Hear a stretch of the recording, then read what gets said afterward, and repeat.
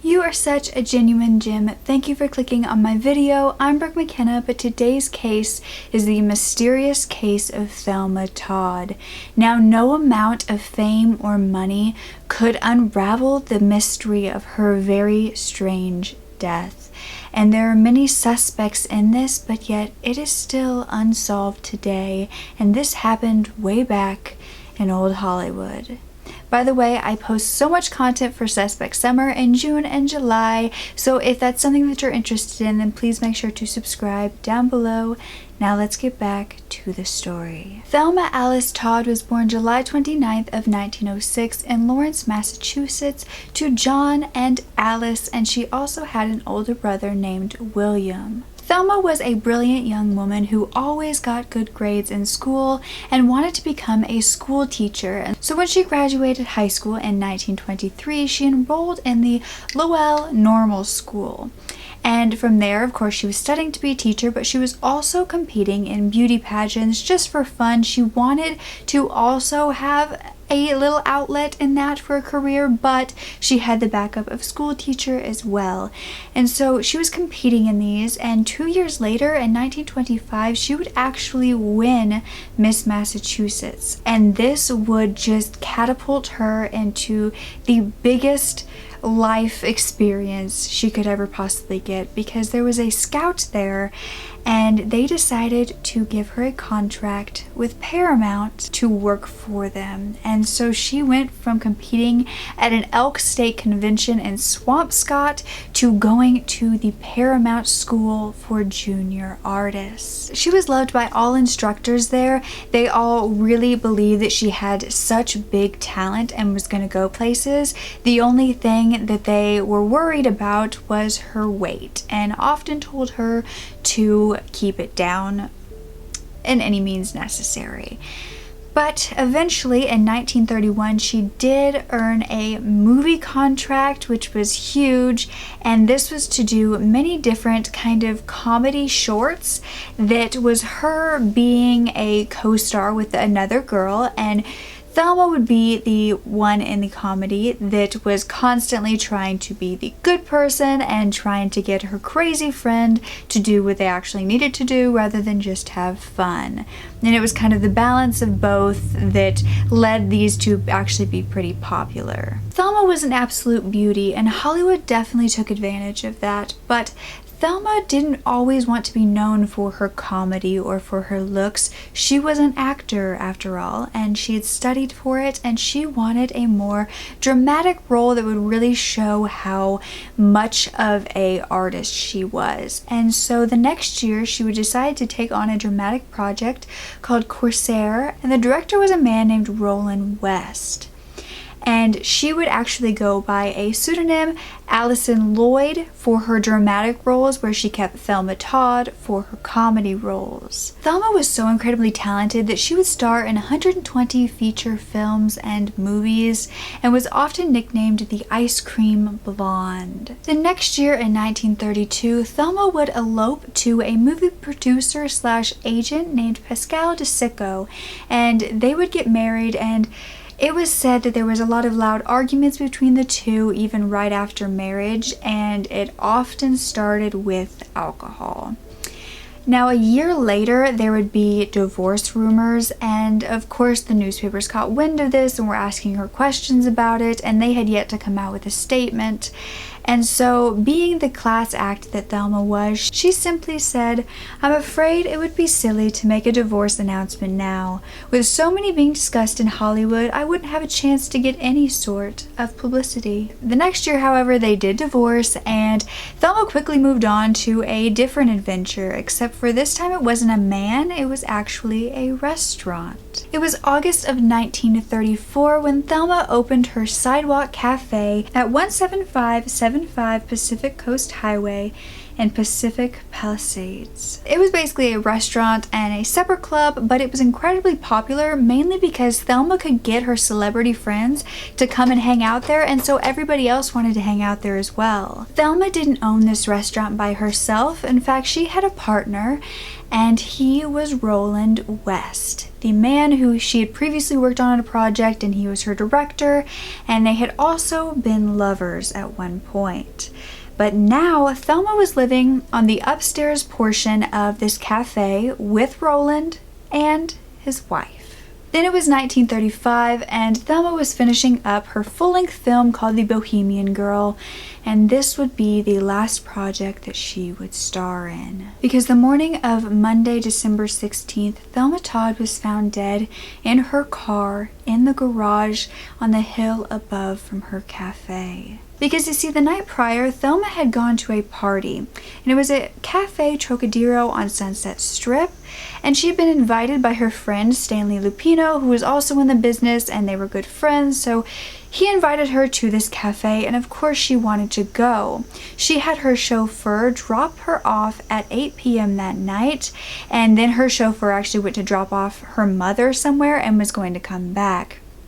But during the meantime, Thelma realized that her ex-husband Pascal was there with his new girlfriend, and they kind of had a bit of an argument. Thelma claimed that Pascal was only there to embarrass her with this new girl, and a little argument kind of ensued, but Thelma didn't let this get to her and actually didn't leave the party. She stayed there and partied for quite a while before her chauffeur eventually came back, and she got taken home at around 3 a.m. They got there at 3:30, and the chauffeur dropped her off at the steps beneath Roland West's house, and that would be the last time anyone would ever see her alive. You see, the next morning, Thelma was found slumped over in her convertible. The ignition was still on and the gas was completely out. She still had jewelry on. She also still had a purse filled with money next to her, so it obviously wasn't a robbery of any sorts, but it was a very strange scene. When the police got there, they quickly determined that it was accidental carbon monoxide poisoning, and that she had possibly gotten in her car to start it up or to feel the heat and get a little warmer, and then she accidentally fell asleep. But the most baffling part was that they also added that there was possible suicidal tendencies. An autopsy was of course done, and there was no marks of violence on her body or inside at all. There was only a little bit of blood on her lip, which they said could have been from where she hit her head on the steering wheel when she fell asleep or passed away. The weird thing that they did find, though, was that there were peas and carrots in her stomach, and the last thing she would have eaten would have been at Trocadero, the cafe she was at for so long, except for there was no peas and carrots on the menu, so people were questioning how the peas and carrots got in her stomach, if she possibly went somewhere before going to the car. More rumors spread about this, saying that the reports actually were very inaccurate and that Thelma actually had a cracked tooth, bruises all over her body, and a cracked rib. But a grand jury probe took 4 weeks to decide whether this was a homicide or not, and they decided that it was not. They could not find any evidence that it was, and so it was closed by the Homicide Bureau. But the thing was, they couldn't find any murder evidence, but they also couldn't find any suicide evidence, like a suicide note, and none of her friends and family believed she would have committed suicide. So it kind of leads you to believe that she was murdered, and if so, who murdered Thelma Todd? Of course, everyone immediately started pointing fingers at her ex-husband Pascal DeSicco, who she had gotten in a fight with that night. Apparently, Pascal had actually asked to be invited to this party and to be seated next to Thelma, and of course, when he got there with his girl, he moved to a different part of the room, a different table, and didn't want to be near Thelma. And when asked why he would ever want to sit near his ex-wife, he said basically he did it as a joke because Thelma was so cold to him. Pascal was also known to be good friends with a New York mobster named Lucky Luciano, who was allegedly trying to talk Thelma into getting him to be able to use part of her cafe.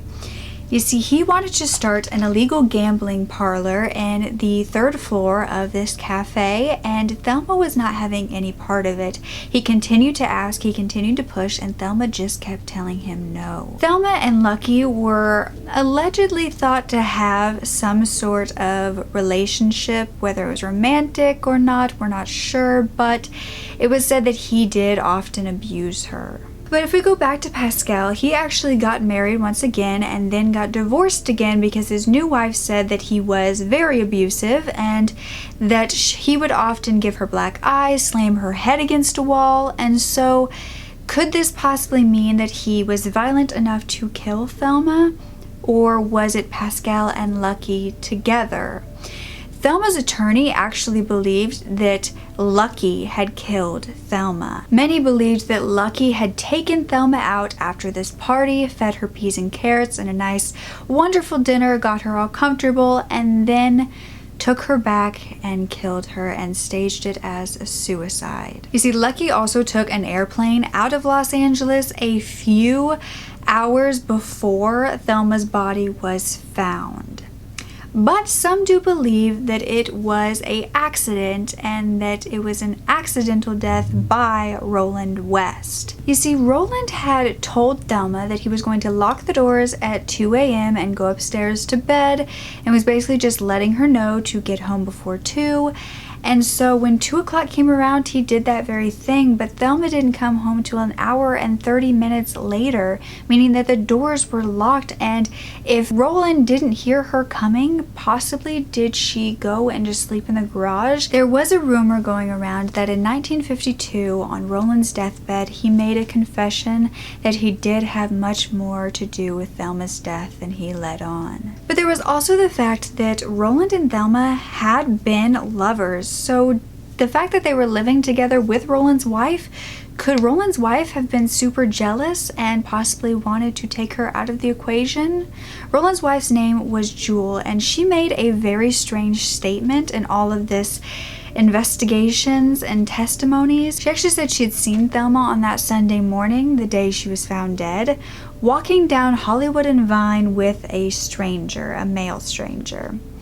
The only thing was, the autopsy showed she would have been dead at that time. Thelma's friends did say that she was talking to a man from San Francisco, but none of them really knew who he was, and that could have been the man. But like I said, the autopsy showed she should have been already passed away in her car. So was this Jewel trying to cover up something, or why would she say this? And yet another rumor came out that Thelma actually had damage to her throat, as though something had been shoved down into it, and this kind of paralleled with an event that happened with Lucky Luciano, where he shoved a bottle of alcohol down her throat because she said she didn't want to drink anymore. I mean, my thoughts are Lucky Luciano was a man who would do whatever he needed to get whatever he wanted, and I don't know, could this have been a ploy to be able to use the upstairs of that cafe for a illegal gambling parlor? I mean, is this why Roland locked the doors, Lucky left town, and Jewel made strange statements? Were they all in this together, that way to get her out of the picture, whether Roland and his wife wanted to or they were forced into by Lucky and the mob to help?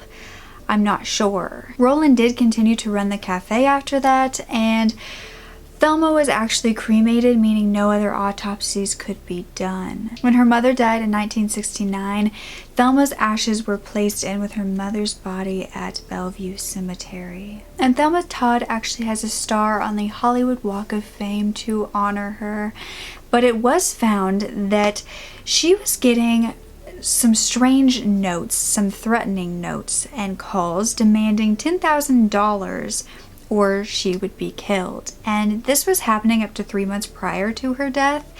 And it was said that 2 men were actually caught in connection to this in New York. But could these 2 men have been connected to Lucky and the mob?